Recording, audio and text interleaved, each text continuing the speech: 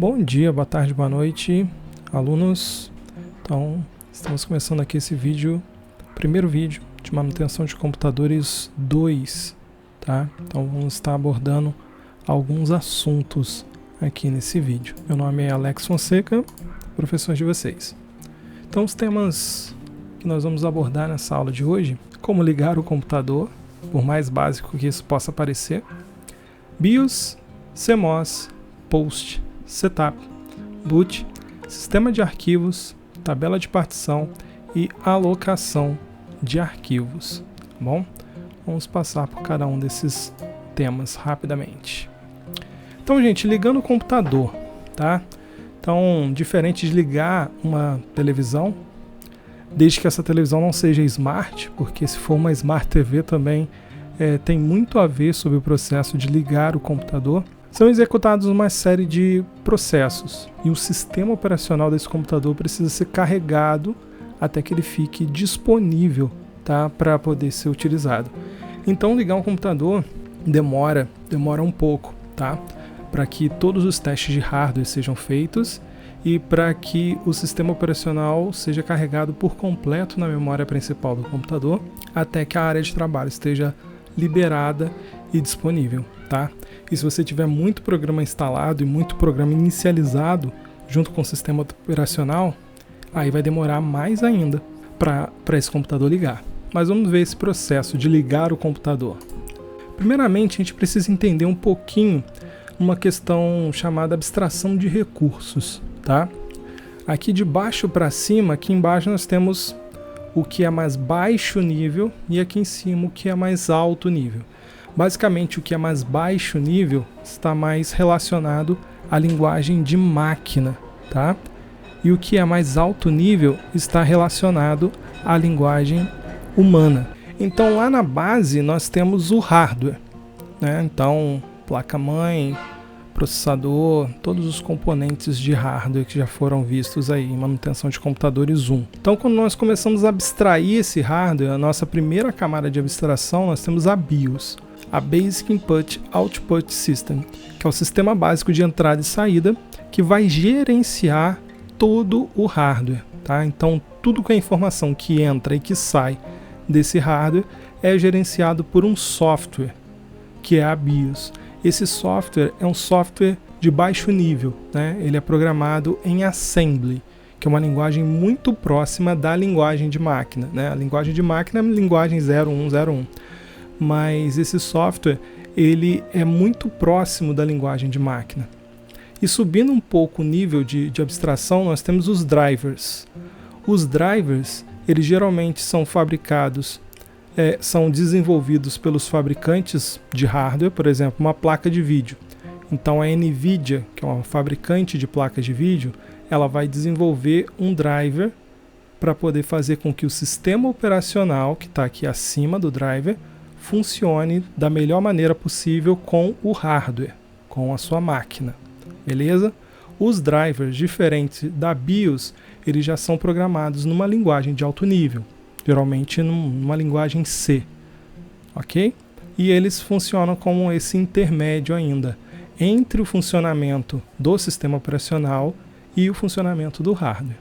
Acima dos drivers nós temos o sistema operacional, que vai ser o principal software do computador, ele que vai gerenciar todo o computador e entregar para o usuário, né, uma interface amigável, uma interface de alto nível que o usuário consiga fazer utilização. E aí, tendo um sistema operacional nesse computador, nós temos os aplicativos, as aplicações, que vão dar funções específicas para aquele sistema operacional. Então você vai ter aqui um editor de texto, então você vai fazer com que o seu hardware, o seu computador, consiga funcionar como um editor de texto, como um editor de imagem, como um navegador de web para poder assistir vídeos e assim por diante. Tá? Então nós temos esses níveis de abstração de recursos num computador. Então, como eu falei anteriormente, Basic Input Output System é o sistema básico de entrada e saída. O sistema da BIOS é o nível mais baixo de software no computador. Ele age como uma interface intermediária entre o hardware, principalmente o processador e chipset, e o sistema operacional. tá? No caso aqui estamos falando de sistemas operacionais desktop, Windows, Linux, Mac. Então a BIOS em si, fisicamente ela vai estar na placa-mãe.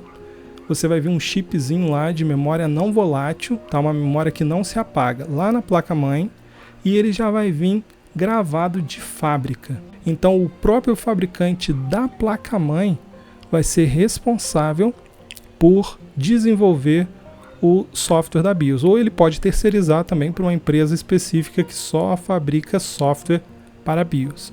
Esse software de baixo nível, tá? Em assembly. Esse assembly vai ser específico da arquitetura que aquela placa-mãe for trabalhar. Se vai ser uma arquitetura Intel, uma arquitetura AMD, então um assembly específico. Por quê? Porque o sistema operacional ele não precisa conhecer todas as placas lançadas no mundo inteiro. E seria muito complicado que o sistema operacional conhecesse todas as especificidades de hardware. Então é bom que você tenha um sistema que controle todo o hardware que foi construído, tá? E que entregue uma linguagem padronizada para que o sistema operacional possa se comunicar com aquele hardware. Ele vai ser um tradutor ali para conseguir fazer chamadas ao hardware, e aí a BIOS traduz isso lá para o baixíssimo nível, que é o nível mesmo de cada um dos componentes que estão ali naquela placa. O que acontece? CMOS, Complementary Metal Oxide Semiconductor. Como eu falei, a BIOS ela fica num chip que não se apaga. Na verdade, é um chip de memória ROM, que pode ser PROM, uma memória programável, que pode ser EPROM, tá? Que pode ser apagada e reprogramada. Nós geralmente não mexemos na BIOS. Você só precisa fazer uma atualização de BIOS em casos muito específicos. Que casos são esses? Os casos em que um novo hardware é lançado depois do lançamento daquela placa-mãe. Então vamos supor, esse ano você comprou essa placa-mãe que foi lançada esse ano corrente, aí ano que vem um fabricante de processador lança um novo processador compatível com essa placa-mãe. Então, se ele é compatível fisicamente, ele pode encaixar nessa placa-mãe, só que essa placa-mãe, que foi lançada no ano anterior, ela não tem as instruções necessárias para poder fazer uso daquele processador. Então, para isso, você precisa fazer uma atualização de BIOS para poder atualizar as instruções de entrada e saída daquela placa para que ela consiga se comunicar com aquele novo hardware. Fora isso, você não mexe na BIOS, tá? Não mexe na atualização da BIOS. Só que a BIOS ela tem uma parte que pode ser configurada, que é o setup, que nós já vamos falar mais para frente.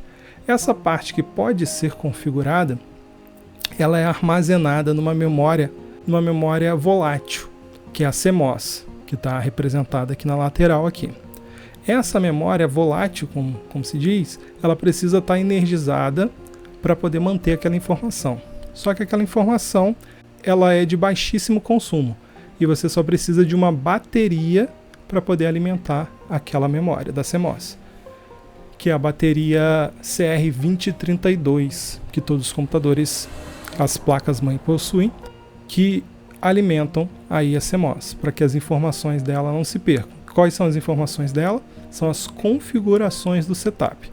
Então você tem a BIOS e você tem uma interface que você consegue configurar essa BIOS, que é o setup, e você tem um local onde se armazena essa informação, que é o CMOS, onde fica aquela famosa bateria do CMOS. Post. Assim que você liga o computador, apertou o botão de ligar, a primeira coisa que é executada é o post. Tá? O post ele fica na BIOS e ele é um teste. Então é Power on Self Test, é um autoteste.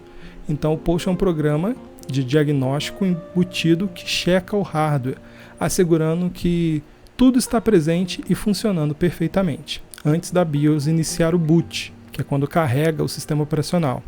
E posteriormente continua com testes adicionais, como teste de memória, que é mostrado no monitor. Vocês já devem ter visto aquela telinha preta. Na verdade, os computadores mais recentes, eles chegam a esconder essa parte do post aqui e só aparece ou o logo da marca do computador ou o próprio logo do sistema operacional já. Mas o post é feito antes do boot, tá? Antes de começar a carregar o sistema operacional. E aí ele testa memória, principalmente. É o básico para que um computador funcione. Qual que é o básico para que um computador funcione? Memória RAM, o próprio processador e vídeo.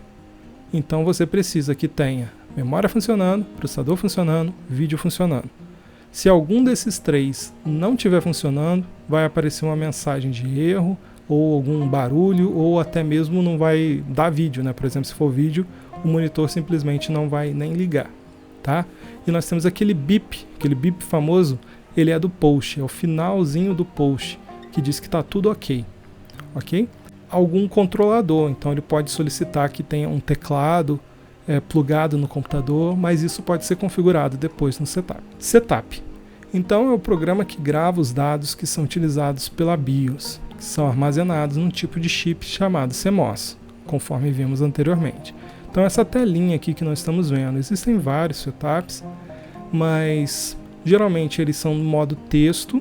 Algumas placas mais recentes já têm um setup no modo com modo gráfico, tá? É uma outra interface de setup, mas nela nós conseguimos definir algumas configurações, tá? Conseguimos verificar quais são as unidades de disco instaladas, definir a hora do sistema, habilitar e desabilitar portas, porta de rede, porta USB, até fazer overclock, né? Mudar frequência de processador, mudar configurações da placa de vídeo e mudar a sequência de boot quando você vai instalar um novo sistema operacional também.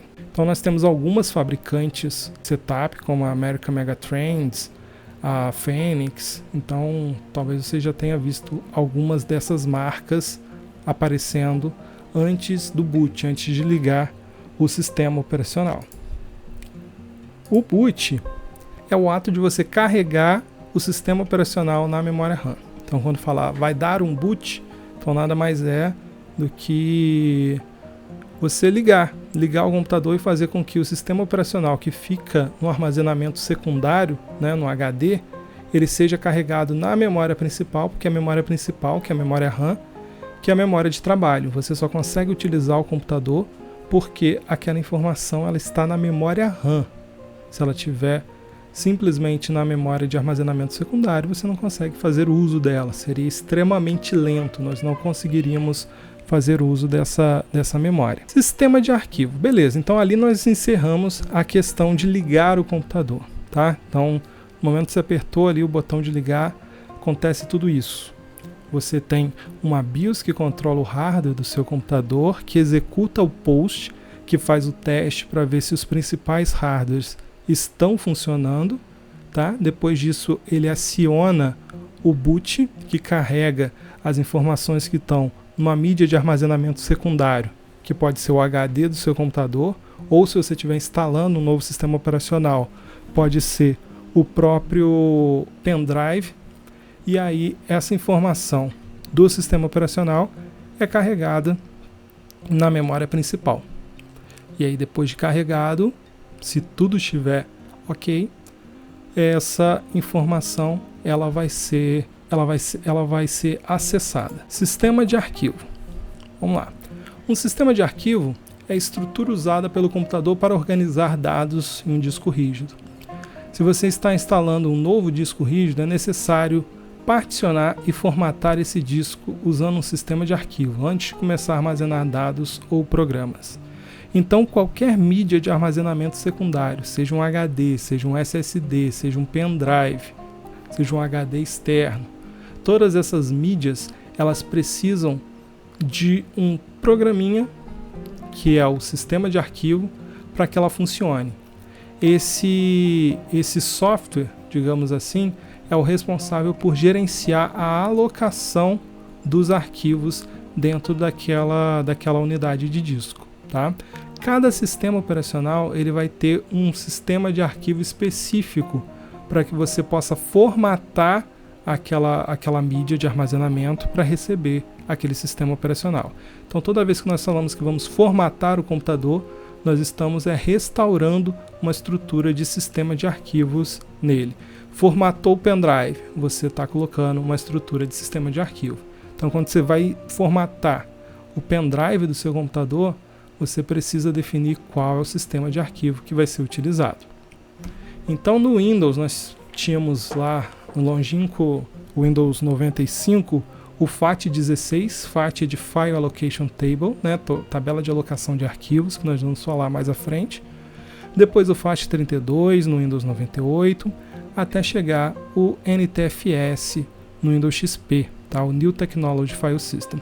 A principal diferença deles é que o FAT16 e 32 não tinha questão de criptografia, então não tinha como a gente ter usuário e senha. Já a partir do NTFS você conseguia proteger os seus arquivos, né, com usuário e senha. Outra questão é que o FAT16 e o FAT32 eram sistemas de arquivos de 16 e 32 bits, respectivamente. Já o NTFS já é um sistema de arquivo de 64 bits. O que isso implica? Implica que, se você pegar base 2, né, que é a base que nós estamos trabalhando nos sistemas computacionais, né, e elevar a 32, você vai chegar a um número lá de 4 bilhões e alguma coisa, que vai ser referente a 4 gigas. Então, se você tem uma mídia de armazenamento formatada em FAT32, aquela mídia só consegue gerenciar um arquivo de até 4 gigas. Ou seja, você comprou um HD externo de 1 tera. Esse HD externo ele vem formatado em FAT32. Geralmente, quando você compra um pendrive, quando você compra um cartão de memória, um HD externo, eles vêm formatados em FAT32, porque é o sistema de arquivo mais reconhecido. Qualquer sistema operacional reconhece, até sistemas mais simples, como sistemas de TV, de câmera fotográfica. Então, tudo que utiliza um cartão de memória, um cartão SD, aquele sistema reconhece o FAT32. O NTFS ele precisa de mais processamento, então geralmente você precisa de um computador de fato para poder reconhecer. Mas se você compra um HD de 1 tera e tenta transferir para ele um arquivo único, né? Imagina um vídeo.mp4 de 5 GB, você não vai conseguir transferir. Aí você vai falar, mas o meu HD tem 1 tera e ele está com 1 tera livre e eu não consigo transferir 5 GB? Não, arquivo único não, arquivo único no máximo de 4 GB. Você vai conseguir sim transferir 10, 20, 100 GB em arquivos separados, tá? Vários arquivos de 1 GB, de 2, de 3 até de 4. Mas um arquivo único você não consegue fazer isso com o sistema FAT32, por conta da limitação de gravação dele. Já o NTFS vai ser 2 elevado a 64, então você vai ter um armazenamento nominalmente, pelo menos na nossa questão atual, quase infinito, tá? Já que essa progressão aqui é uma progressão geométrica. E nós temos esse REFS, né? Que é Resilient File System, que é um novo sistema de arquivos que o Windows está adotando. O Windows 10 já adota esse novo sistema, que é um aprimoramento aí do FAT, do NTFS, tá? Também utilizando 64 bits. Nós temos também sistemas para Linux, então quando vamos instalar o Linux, a gente vai instalar o Razer FS, o XT3, tem o XT4 também, agora mais atual. E temos uma área de swap. Geralmente quando você vai instalar o Linux, você precisa definir uma área grande para ser instalado o sistema operacional e você precisa definir uma área de troca de memória. O Windows também define essa área de troca de memória, só que ele faz isso automaticamente. O Linux você já tem que definir uma partição e formatar ela como swap, tá? Essa parte de troca de memória, ela simula uma memória RAM no HD, tá? Só se caso for necessário. Ou aquele espaço também é utilizado pelo sistema operacional para algum tipo de configuração. O OS X, né, do Mac, usava o HFS, que era Hierarchical File System, era 32 bits. Depois veio o FS Plus, 64-bit, com questões aprimoradas de segurança, e atualmente a Apple utiliza o APFS, que é Apple File System, nos seus sistemas operacionais mais recentes. Tabela de alocação de arquivos. Então, uma vez que você formata a sua mídia de armazenamento secundário, você precisa configurar duas informações, né? Você precisa configurar a partição dessa mídia, tá? Como que você vai subdividir essa mídia em partições diferentes, e cada uma dessas partições ela vai ter uma tabela de alocação de arquivos, que é como se fosse uma grande planilha em que você vai ter arquivo tal, imagem.jpg, ela está na trilha tal, no setor tal. Então é como se tivesse ali um índice onde mostra onde estão cada um dos arquivos dentro da sua mídia de armazenamento, tá? Você já percebeu que quando você copia alguma coisa para o seu computador, vamos supor, estou copiando um vídeo grande, né, de mais de 1 GB. Ele demora um tempo para poder gravar aquela informação, só que quando você exclui aquele mesmo vídeo, ele faz isso muito mais rápido. Na verdade, a velocidade de leitura e gravação numa mídia de armazenamento secundário, apesar dela ser um pouco diferente, ela não tem tanta diferença de velocidade. Então, quando você grava algo ou quando você apaga algo, deveria demorar mais ou menos o mesmo tempo. Só que quando você grava algo, você está gravando algo fisicamente naquela sua mídia. E quando você apaga algo do seu computador, você está apagando apenas uma referência na tabela de alocação de arquivos. Aquele conteúdo continua lá no seu HD ou no seu SSD, só que ele perde a referência na tabela de alocação desse arquivo. Por isso, por exemplo, quando acidentalmente você está com uma câmera fotográfica e apaga você consegue depois usar programa para poder recuperar aquela informação. Porque aquela informação, na verdade, ela nunca deixou de estar lá, ela continua lá. Ela perdeu foi a referência da tabela de alocação. E esses programas recuperam exatamente a tabela de alocação dos arquivos. Só que isso não é perfeito. Por que não é perfeito? Porque quando você continua utilizando o seu computador, sei lá, o seu equipamento, como aquela informação não está mais naquela tabela de alocação de arquivos, ele pode utilizar aquele mesmo espaço de disco para gravar outro arquivo. E aí vai acabar sobrescrevendo aquela informação. Então, quando você vai recuperar o seu arquivo, ele pode aparecer como corrompido, tá? E você não conseguir ter mais acesso àquele arquivo original. Na verdade, o FAT32 é o mais propício para fazer esse tipo de recuperação. Já o NTFS, né, o RFS, esses mais recentes, essa recuperação acaba sendo mais complexa porque ele tem um algoritmo mais complexo de alocar as informações dentro daquele seu disco. Aqui nós conseguimos visualizar um HD e um SSD.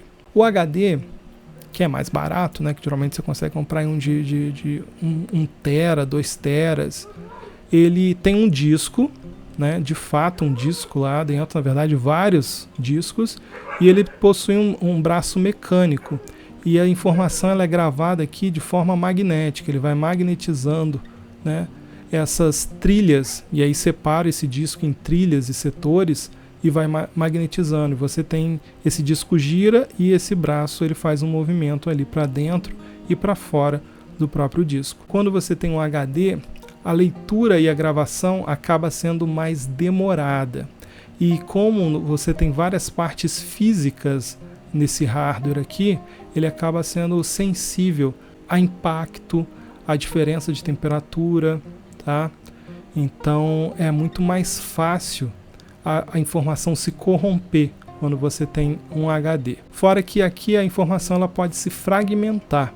Então, um único arquivo ele pode ter pedaços aqui na parte de dentro do disco, da parte de fora, e aí a velocidade de leitura ou de gravação nesse disco seja reduzida. Por isso que nós temos o desfragmentador de disco. Ele só é usado em casos de HD. No caso do SSD, é uma memória flash, é como se fosse o seu pendrive. Então você não tem partes mecânicas. Aí você tem um controlador, né? Vai ser um mini processador ali dentro do SSD, uma parte de memória cache, tá? E aí essa memória do SSD ela é muito mais rápida, né, do que o HD. Tabela de partições. Então, quando você vai formatar aquele disco, você precisa também definir essa informação. Você pode subdividir aquele disco em discos menores, tá? Então você pega um disco de 1 TB e você pode criar uma partição de 500 GB, outra de 250 e mais outra de 250 GB. No Windows, essa informação ela vai aparecer como unidade C, depois unidade D, unidade E e assim por diante. No Linux vai ser diferente. Mais para frente nós vamos ver a estrutura de diretórios do Linux, como que funciona. Mas basicamente a partição você vai subdividir, tá? As áreas. O interessante é que no mesmo HD você consegue formatar, depois que você faz particionamento, você consegue formatar uma única partição e manter as informações das outras partições dentro de um mesmo disco, dentro de um mesmo HD. Então essa é uma parte inicial, a gente começar a falar sobre formatação, sobre particionamento. Então outros vídeos virão, mas no momento nós ficamos por aqui. Até mais!